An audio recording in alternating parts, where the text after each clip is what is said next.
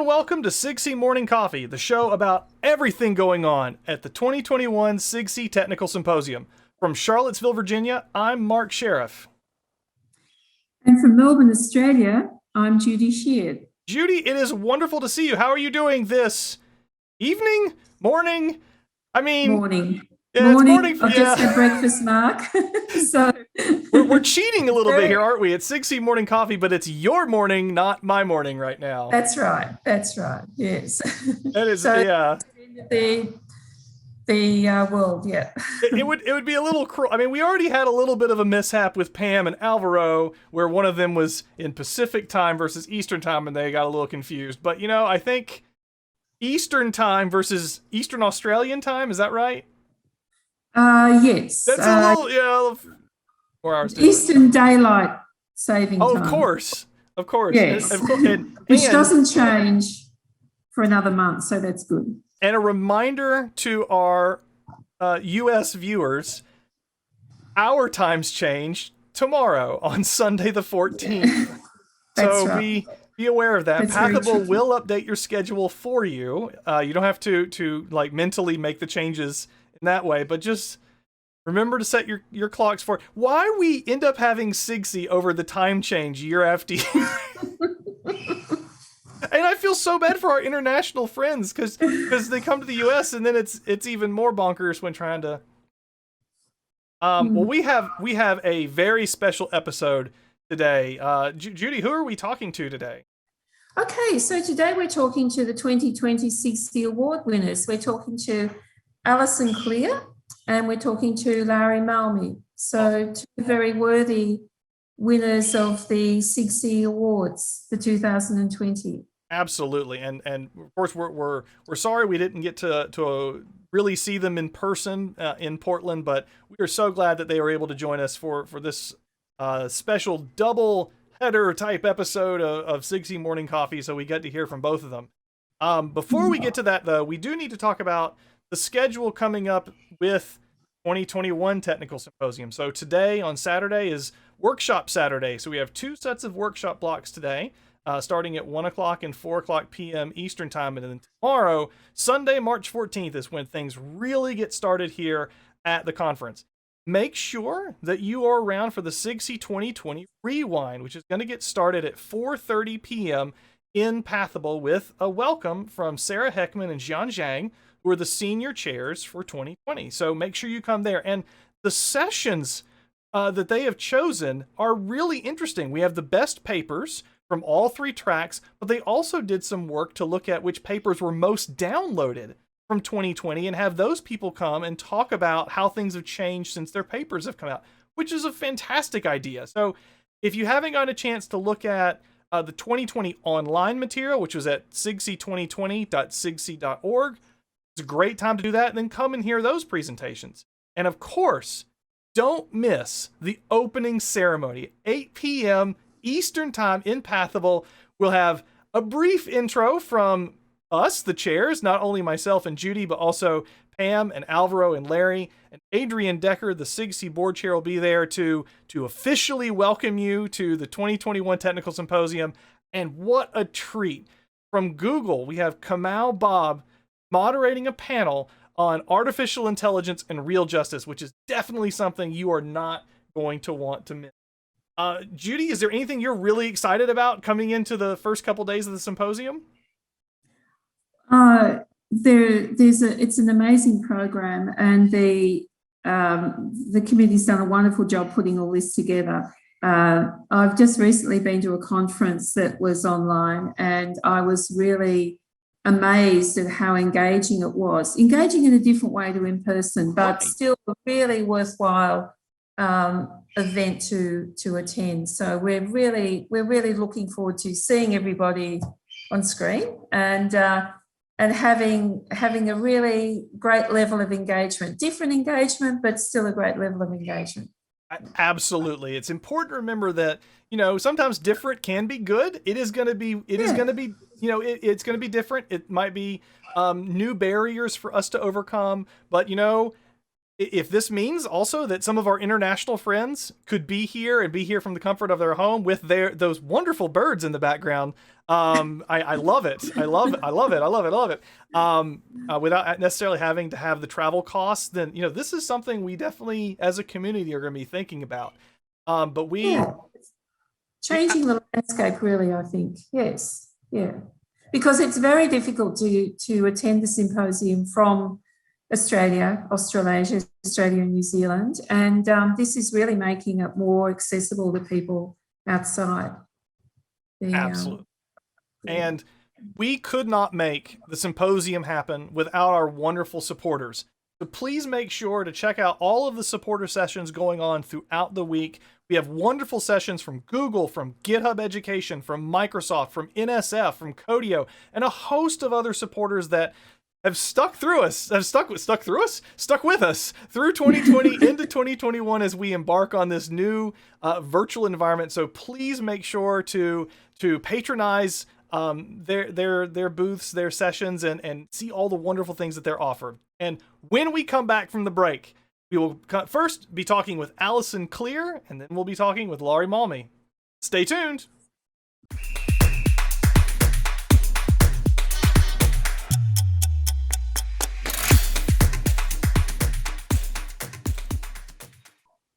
Welcome back. Joining us now from Auckland, New Zealand is the 2020 winner of the Lifetime Service to the Computer Science Education Community Award, an associate professor at the Eastern Institute of Technology. Welcome to SIGCSE Morning Coffee, Alison Clear. How are you doing today? Thank you, Mark. I'm doing very well today. It's a lovely sunny morning. Yes, we are actually recording this where it is daytime for y'all on Absolutely. that side of the world. And, it's morning daytime on this side of the world. And here in Charlottesville, Virginia, it's just approaching dinner time. So we didn't. If we did morning coffee at the 10 a.m. that we're normally doing, I think that's middle of the night, and that wouldn't quite work so well. The last time I saw you, we were in a hotel dining room in Portland. You were actually able to make it, and we were thankfully able to give you your award there. It was a nice intimate dinner. We didn't get to have you give your talk. You gave a version of it, which was wonderful, but we are just so thrilled that we can honor you and also Lauri, the other 2020 winner, through our interviews today. So thank you so much for joining. Cool. Thank you very much. That was a very intimate, lovely dinner in Portland, and at least we did get together for a short period of time. So, Alison, I'll start off with a general question. Why did you join SIGCSE? Oh, wow, Judy. I joined SIGCSE back in the 90s because I was really looking to find more colleagues that were doing what I was doing, that was helping. We'd done a huge amount of curriculum development, and we were looking at doing curriculum development for Masters of Computing. I'm using computing here as a generic word, an umbrella overall word. And I was really looking to see where I could publish my research, and also to find what other people were doing in the world. So, and actually meet them face to face rather than just read inroads or CACM or something. So it was really trying to go to the conferences and meet colleagues and actually be able to sit down and talk to them, which is exactly what happened. It was fabulous. Yes, and with the conferences, since that time, you've done an amazing lot of work with conference organisation. I know I asked you once how many conferences had you organised, and I remember it was a lot. Can you remember? Yeah, well, 50 or 60 really. I've been on program committees for or chaired, but a lot of those were national conferences here in New Zealand. So we did at least one a year for 10, 12 years. That was still ongoing, but I just wasn't as involved after 12 years. I think it might have been a bit longer than that, but I love conference organisation. It's absolutely fabulous because you get to see the results of of what you're planning, and you get to meet so many exciting people that all have the same ideas, philosophies, and all wanting to do the same thing and grow and expand our community. Yes, yeah, I know you've done a lot of work in New Zealand and the Australasian area too. You've done a lot of work in New Zealand to build the computing education community there, which isn't so visible to the international audience. For instance, I think... No, it isn't. We're so far away, aren't we? We're at the bottom of the world. I quite often say that in my talks, that we're actually at the bottom of the Pacific Ocean, which we really are. And it takes half a day or 12 hours to get it, apart from Australia, to get anywhere. So our work is not very visible, but I honestly believe, from everything I see and read and do and talk to, that we punch well above our weight in New Zealand. Software exports are the third largest export in New Zealand. After forestry and dairy or something, it's software. And I really think this is because of our isolation and because we're so far away. We've just had to do things ourselves. We go back a large number of years. When I was first working as a programmer, we couldn't wait for 6 weeks for IBM to send a patch to us. So we just had to do it ourselves, and we've just had that mentality and done that ever since. Yes, and I think when you talk about punching above your weight, I know in the SIGCSE community that's true. When you look at the people that have come from New Zealand and contributed to not only yourself, but there are others that have done significant work, contributions to the SIGCSE community. Yeah. So it's pretty amazing, because I know in Australia we feel a bit isolated, but I think New Zealand's even a little bit more isolated in the world than you're smaller and a bit further away. Yeah, so that's what's so great about going to the SIGCSE conferences, the technical symposium, but probably more particularly for us is the ITSE conference, because of the working group structure. And when I first did a working group, I don't know, in 1998, I think it was so fantastic. And the people I met on that working group and worked with, I'm saying, oh, wow, you're doing the same things as I'm doing. You're interested in the same things that I'm interested in. And stayed in touch with them ever since then. So by joining working groups, we're actually contributing and advancing that particular area that we're working in. And we're also meeting colleagues that have stayed colleagues ever since, for the next 20, 30 years. So that has been a really good thing for people in New Zealand, is the ITSE working group concept. Yes. I know you've participated in working groups, you've run working groups, you've also been working group chair. I think so. You contributed in all levels. Yes. So I just like the concept of the working groups. Yes, yeah. Oh no, I'm a great fan of working groups. So thinking about your work in computing education research, I know you ran a very adventurous project when you went to Peru to do some work there. Can you tell us about that? Yeah, well, that happened early-ish 2000, from about 2004 through 2010. And we were asked by my colleague, who at the time had a wife from Spain, so spoke Spanish, and he met the Latin American ambassador to Australasia, who said that unfortunately the people in the high Andes were well below the poverty line, and it was getting worse, and what they really needed was communication.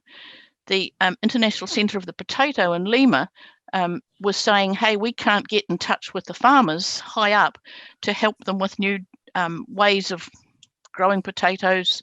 I don't know much about growing potatoes, but I do know about communication. So we went over there, and over a period of 4 years, we worked in the high Andes, setting up community computing centres and training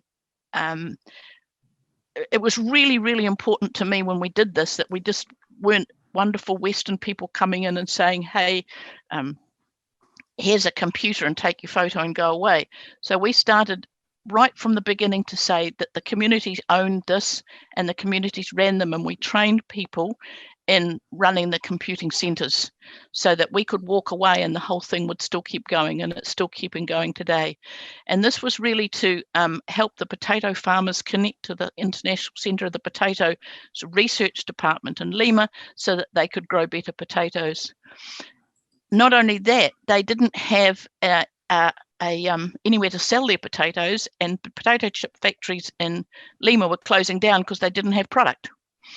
So this was also connecting them to markets so that they actually had a market for their potatoes, and everybody gained. So this actually then got extended to the alpaca farmers. That's where I fell in love with alpacas, and I've got 7 alpacas on my farm now. But they couldn't sell their fleece, and the people in Lima couldn't buy it. The buyers would go through and say, okay, we'll give you $2 a kilo for the fleece. And they said, oh, but last year you gave us 4. And they said, oh no, we're only going to give you 2 this year. But the farmers didn't know when the next person was coming through to give them more. They didn't know what the market was. And of course it was selling for $200 down in Lima. So we really needed to connect the alpaca farmers to the markets so they knew when the buyers were coming through, where to sell their fleece and what was a good price to sell their fleece. So we're really pleased that not only as it started out as a potato project, it ended up with alpacas as well. What an adventure that is. Oh my gosh. That's amazing. Yeah, it was so much. It was fun being in the high Andes because it was 15,000 feet we worked at, and the highest mountain in New Zealand is 12,154 feet. Wow, you had that statistic right there. That was impressive. Yeah. I've said it a number of times because we were quite a bit higher than our highest mountain in New Zealand. Well, and working at that level, when you're not used to it, it was hard to breathe. So we were. I have had problems just going to Utah in the United States, just from where I am in Virginia. But now I know. Well, you get used to it. The transport. But I also don't speak Spanish, so if I wasn't with my colleague who spoke Spanish, I'd have to take my husband, who actually, luckily, speaks Spanish as well. So he could come along and advise us on both sides, the computing side and the Spanish-speaking side, and would make the speeches for me. So I think you had a bit of background in Peru then when the decision was made to take SIGCSE out of Europe. You had a suggestion for where it might go, didn't you? And yes. Well, when John White said to the he was the CEO of ACM at the time, would SIGCSE please take SIGCSE out of Europe for a year so that we weren't competing with any European computing education conferences, and the European one could get established. So could SIGCSE please move SIGCSE for a year? And I had already said to the SIGCSE board that I'd be happy to run it in South America because I had some contacts that I'd made when I'd been there with the potato and the computing community centre project. So I had contacts there. I had a university in Lima where we could have run it, but of course I got hold of Ernesto Cuadros and said, we're coming to, if we come to Peru, where should we go? And he said, oh no, you have to come to my university. So that was another few trips to check out that everything would be okay. And yeah, we then ran SIGCSE in Peru. We were a bit nervous about how many people would be prepared to travel. We had some absolutely fabulous tours that we had organised pre-conference, post-conference, and during the conference, the half day that SIGCSE takes to do. So Tony and I went and did some of those tours first to make sure that that's what the SIGCSE community would like. And it was absolutely fabulous. And up until a couple of years ago, I mean, I don't know the details since then, we were still the highest profitable conference, SIGCSE conference. Yeah, it was great. It was lovely. Everybody seemed to enjoy it. Fabulous feedback. So that was really nice. It was amazingly successful, and it was really your contacts there, that, you know, the contacts that you'd made, that really made us, you know, gave it a great basis for success, I think. Yeah. And having been there and knowing the culture and the people and what we needed to do to ensure that SIGCSE had a successful conference. Yeah. Yes. Yes. Well, the journey here, we're going from New Zealand to potato farmers to alpaca to SIGCSE it's what a story. It's amazing. Yes. Yeah. So, Alison, going back to New Zealand and your contributions there, because I'm thinking that people most people at the symposium won't know that what you've done in New Zealand. You were the inaugural chair of the New Zealand Advisory Committee on Computing Qualifications, weren't you? And you did a lot of work in curriculum. That was really back in the 80s. Yes, but you did that work for many years in New Zealand. All volunteer work, but I was doing a lot of curriculum development in my own institution, but we started to do that nationally, which is when we became the National Advisory Committee on Computing Qualifications, and we actually set up initially a qualification that went national. We all taught a similar thing. You had obviously lots of options depending on your own region and depending on where the employment was. We worked very, very closely with industry. We made sure that our advisory committee had half industry and half education. So we did that for quite a number of years. We developed degree programs. The degree program that I developed at my institution that I was at the time, we franchised to 8 other institutions. So we were all actually able to help each other with that degree program by adding courses or updating courses, and then we would all benefit from that. So we all didn't have to just do it ourselves. I also set up the first master's degree in computing, and that also got franchised, and a number of people took that one as well. So I was very involved in curriculum development, both in my own institution and nationally, and putting innovative, exciting new degree programs in place, including the master's degree. We then actually put a professional doctorate in place rather than a PhD, because we were working with industry and saying, this is for people that are working in the industry that haven't got the qualification. Now come back and let's work together to create this Doctor of Computing. And that was another successful program that I put in place. That wasn't a national one, that was a local one, but it worked well. So that was in the early days of computing, really, wasn't it, back then? Yes. Oh, that was the doctoral program came in 2004 or 2003. Oh, okay, right. Yeah, okay. The master's program came in 2000. So now, and I'm now still teaching on that same program. If we go ahead quite a few years, just most recently, you have led the SIGCSE 2020 project, and that has now finished, I believe. And yes, it has. I was on the ACM Education Council, and we had the SIGCSE 2005, which actually was used far more extensively internationally than we ever actually imagined, but it needed updating. So this was about 2016, and they said it's over 10 years old. Things have developed so much that we really can't take that as a guideline anymore, because it really definitely needs updating. So the ACM Education Council decided, yes, this was a project that they wanted to do, 2016, and would I co-chair it? So yes, I did, and we got a co-chair from IEEE as well. So it's an ACM IEEE CS project. We went ahead with a steering committee of 13. In the last year, it grew to 15, but we mainly had 13 people. It was ACM, IEEE CS, SIGCSE, AIS, and EdSig, and they were the people that sponsored the people on the committee. We had 5 from ACM, 5 from IEEE. But we also, the most exciting part about that is we had a task force of 50 people from throughout the world. So we went all over the world and said, okay, if this is going to be global, that was John White's new word. We weren't allowed to say international, we had to say global.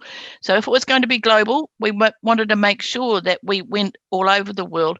One of the criticisms of 2005 was it was really a bit too US biased, and they recognized that, and they said that themselves. And actually, if you read into the detail of it, they actually say that. So we wanted to make sure that we had representatives from everywhere, which we did. And we had 50 people on that. We finished that project in December last year, and then we are now in the report. Well, it's just been copy edited. They're now designing some cover for it or something, but it'll be out within the next few days. Oh my goodness. Okay, that's exciting. Yes, so the report's coming out. Now, we did not write curriculum. This is something that people say to us, oh, where's the curriculum for AI? No, what we're trying to do is looking at all the approved curriculum at the moment, see where it fits together, how it fits together, and it fits together different than it did in 2005. Sure. The other thing that we wanted to do is to say, hey, we want to make sure that industry is a lot more involved than it was 2005. So what does industry want from our graduates? Sure. And this was quite enlightening. Industry wanted a bit more than knowledge and skill. So they wanted more than that. They wanted to know students to know why they were doing things, as well as knowing what and how. They wanted to know why.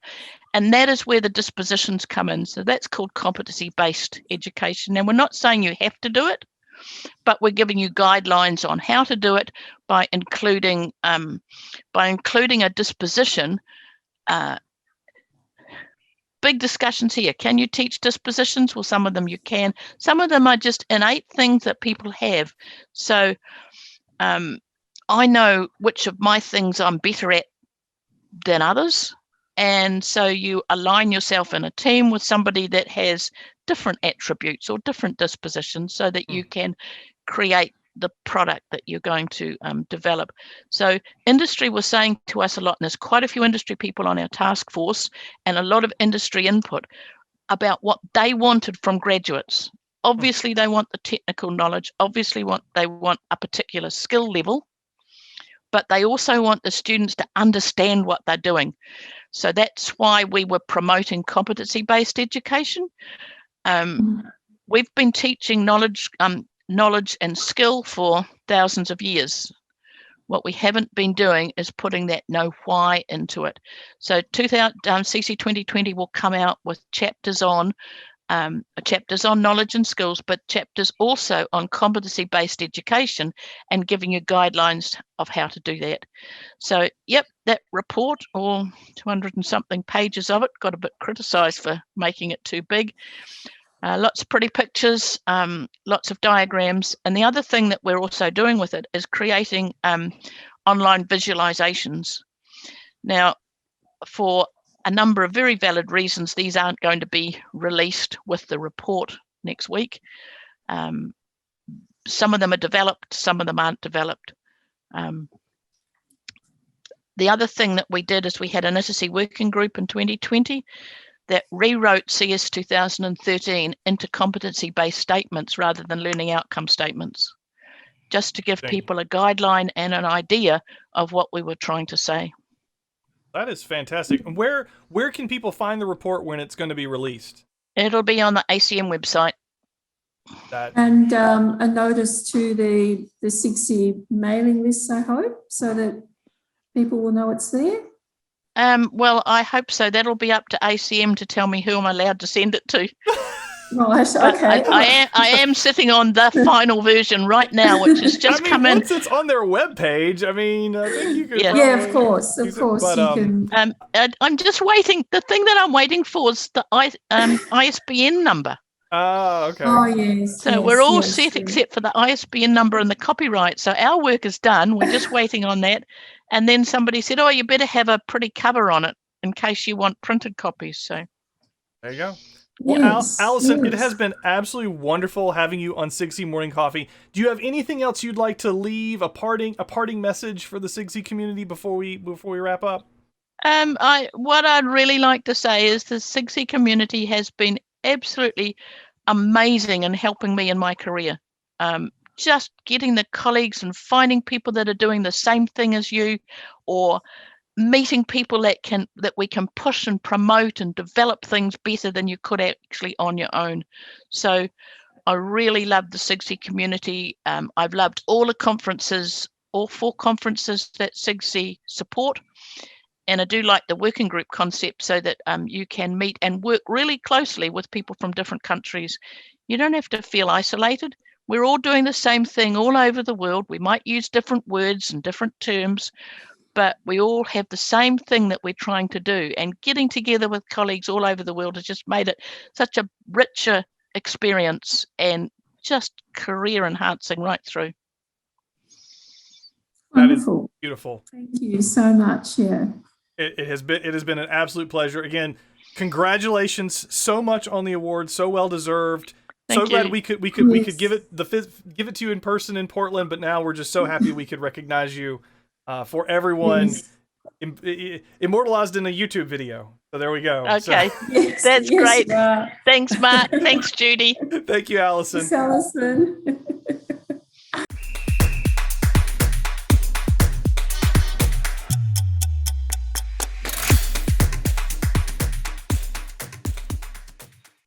Welcome back. Joining us from Finland is Lauri Malmi, professor at Aalto University in Finland, and the 2020 SIGCSE Award for Outstanding Contribution to Computer Science Education. Lauri, welcome to SIGCSE Morning Coffee. How are you today? Fine, thanks. Even though it's not morning here, so, but that's how we go. It's a theme because in the interview people just watched prior to this, we were talking to Alison Clear in New Zealand, and so we have a very global flair today. We have so many time zones represented. we have so I would say that we have a 5 o'clock tea here at the moment. Well, but that's not the Finnish tradition. That's a different show. Afternoon coffee. Well, on behalf of the 2020 chairs, myself, Alvaro, Pam, and Jian Zhang and Sarah Heckman, congratulations on the award. So well deserved. Are so sad we weren't able to see you in person in Portland. I mean, even with everything happening, it was not COVID, but you were, if I remember correctly, you were feeling ill already before flying. Yes, indeed it happened that I got stomach flu just when I was about to fly, and so it was better to stay at home. And then, well, we made a recording of my my talk, and then it happened that the whole conference was cancelled at the last minute, and it was I can imagine what a disappointment it was for the organizers and for those who had come there already, and so. Well, thank you for the congratulations. I mean, yeah, disappointing for us, for the community, but for right now, you and for Alison, because we wanted to get all your do. I mean, as much as we can to recognize all that you've done. So thank you so much for joining us for the episode. For those that would have come, could you tell us a little bit about what your talk was going to be about? I mean, abstract, talking about the intersection of research and teaching and where we're going in that space. My talking would have included a number of sample episodes from the long way I've been included in this intersection of the teaching and research. So we started using and developing these various kinds of software tools to support program education in 30 years ago, and then started doing research roughly 20 years ago, with that, so publishing papers. So my first paper in EDC was in 2000, and then I selected a couple of these mainly tools that we have developed, and what kind of research has been involved with them, and then also then moving into the challenge that, because a lot of things are carried out with writing software, so to support very rich interactive content, then how to maintain the software. How can we, when we are not just writing slides, PowerPoint slides or text files, but we are really making interactive content. And so the whole developing learning resources, it goes into software engineering actually. But that challenge is there. And that is a major concern at the moment. What we have, that lots of very nice, interesting things have been carried out, but how to maintain all that software stack? So that is not a trivial thing, and how to make it easier for teachers to build software, such software. For example, just one of my colleagues today, when we had a webinar discussing online exams in program education, and she told me that when she was organizing a sequence of exams, because she's taking care of an exam of 700 students, and they were in an exam class where only a handful of students could attend at a time, and then making examination tasks, programming tasks where there's an automatic testing and feedback immediately. So how many dozens of assignments she had to program and make the tests there, and so instead of writing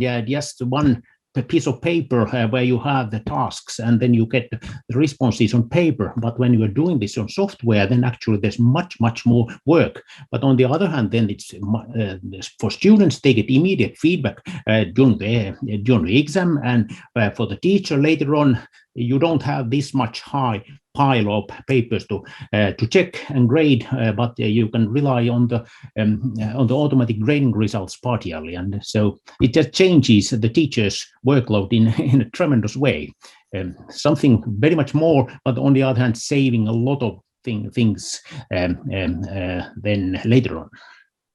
And I believe that the past year of us teaching from home, of us teaching virtually, do you think this accelerated, this exacerbated situation where we've had to create much more? Oh, definitely. I think this will have a permanent change in the teaching culture. So we're now that we have a tradition of doing everything online, we need to rethink that what is the added value of having the classroom sessions. So what is the best combination of having face-to-face meetings with students and then doing something online, and create new pedagogical innovations so that you could find the best ways and best practices. So I think that's the future. Mm-hmm. And in terms of scale, you mentioned this 700 enrollment in that class, but it seems like your research has been partly about, or really focused on scale. How do you reach so many students effectively? Yeah. Can you talk more about what other changes the scale, the large enrollments have brought to the research and the teaching? Well,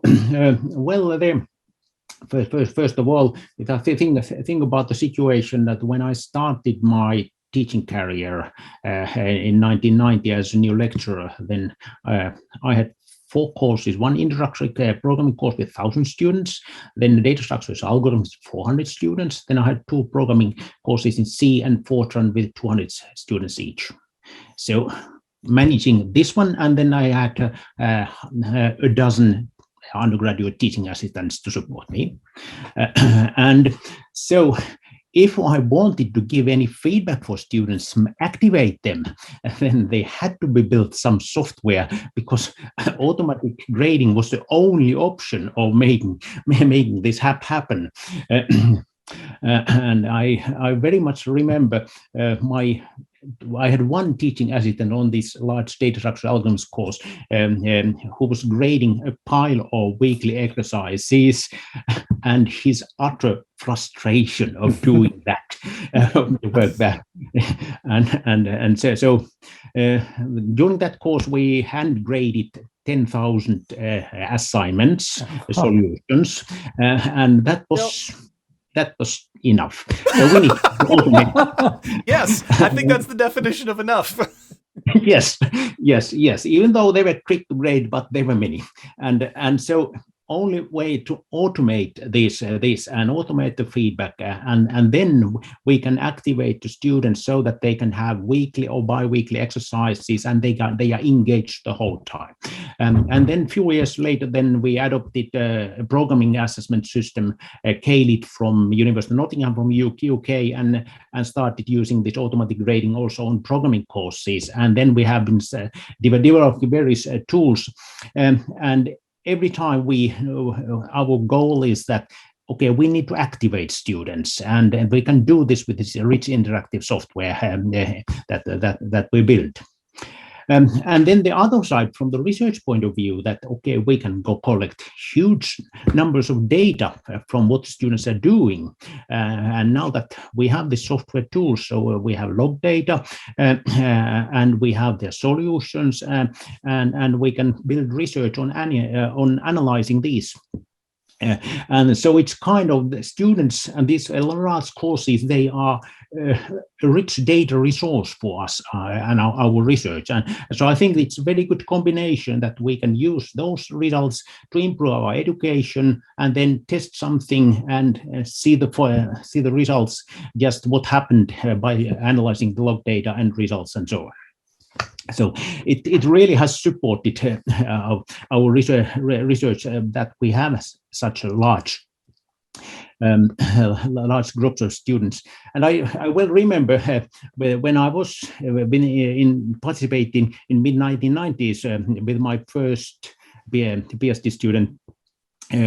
Well, he wasn't a PhD student by that time, but continued to that, Ari Korhonen, and we were participating in a pedagogical training session, and we went there. What can we do when we have 500 students? We have a problem. And when we came back, then we have 500 resources, because we can use the students and what they do as resources. and so it was just changing the whole perspective or thing, that it's not a problem, or of course it's a challenge. Yes. yes. But I must say that I also enjoy, if I have a course with just 10 or 15, 20 students, when I can know the students personally, which I cannot do when I have hundreds of students. So I'm currently teaching a CS2 course, which has 200 students. And so they are just names to me, and just a handful of them I supervise personally, and then the teaching assistants, they are taking care of the rest. So changing gears a little, there are some of our viewers, this is their first SIGCSE Technical Symposium, and they are just now hearing about IDICE, Comp Ed, and ICER, but you've actually been involved in another community, Holy Calling community. Yes. A little bit about that community involvement there. Yes. So Holy Calling conference was first launched in 2001, so it's just 20 years old. And initially it was just a meeting of Finnish computer science teachers. But then after a few years, we decided we want to go international research conference, and then changed the call for papers that we really want to have research papers. And we solicited, of course, many participants from Finnish universities, but then from European and very early already, when we also had visitors coming from Australia and New Zealand. Apparently, the timing mid-November was easier for them than from most US participants, because the semester scheduling. And what I've liked in that conference is that it's an extended weekend conference starting from Thursday evening and till Sunday at noon roughly, and we are in the middle of nowhere, in a hotel in the national park, and nobody can vanish in the evenings to the restaurants and the city, but we are all there. It's roughly 50 people, and during this time you can meet personally everyone if you want, and there are many PhD students participating in that conference, and so it's an excellent situation for PhD students to get to know people. If I think about the lonely PhD student coming to SIGCSE and 1,500 participants there, you probably feel pretty lost there. But then coming to colleague calling, then it's much easier that, okay, you can see that, okay, this is the person I would like to meet, and you can meet because we are all there. And so it's very nice situation. And the sessions are in a very packed small classroom that we are very close to the speaker, and so there's friendly and encouraging in the environment there. So I really, I enjoy the conference very much, and I've attended it every time it has been at Collie. Well, last autumn, obviously, it was virtual, and then the only previous time I wasn't there. Then I had my sabbatical, and I was in Melbourne, Australia, and then I didn't go back. Yes, but it's good. I do like these small scale conferences, and it's opportunity to really meet people and find them. So that's one of the great things there. It's great when, right, you can go from teaching thousands of students to a more intimate setting for really having deep discussions about the research. Yes. Especially with so many PhD students. I mean, it sounds like a wonderful setting for those conversations to take place. Yes. I'm thinking about that. I've seen that many of them over the years, because I've been so many times there that there's a nervous PhD student giving his or her first presentation, coming the next year, and suddenly, well, oh, she has graduated. Okay, and then might come back. Okay, now I'm postdocing there, and then okay, I have a professorship, and so well, that's nice to follow the career. Mm-hmm. Speaks to why we need to have a variety of types of conferences. Indeed. There's a great reason to have the technical symposium, to have involved as possible. IDISI has their place with their working groups. Yes, especially ICER has theirs, and now Comp Ed and Fully Calling, and having these different size experiences, try to replicate as much ability to meet at the larger conferences. It's not the same. Yeah. I think they have to have their own profile, so that there's something for everyone, because people have different preferences. So some are teaching practitioners who really go to conferences only to find some new ideas, and they are not doing research seriously there as the main thing. Their work is teaching. And for some others, they are PhD students. They are focusing on the research, and we need to have different venues for these. Mm-hmm. Well, again, all the congratulations in the world. We are so happy that spend this time with you. Is there anything you'd like to leave the community with? Any final thoughts that you want about going into the? Oh, well. The This has been a challenging year for all of us, and so whatever you can think about that, how would these new ideas, how could you, what fits into online and what fits into classroom sessions, and try to think about that, what is the best way of blended learning where you use both of these, and so that we could have as a community clearer idea that what is the best way to teach now that we are well versed in online teaching, and we are well versed, of course, in classroom teaching, and so we need to find the best combinations, and this is a huge opportunity to think about these very various options, and then finding the best practices. I think everyone should think about this, because at some time we will be back in our classrooms and lecture halls, and I don't think that we all want to go back exactly to the same that it was before the pandemic. But now we see that something works very nicely. For example, a year ago, my transition to online teaching was actually very easy. My lecture period had just over, and everything else is working with automatically graded assignments in the learning environment, and then just switching teaching assistant meetings and project supervision into Zoom sessions. That was all that was needed. And now I'm giving the course again.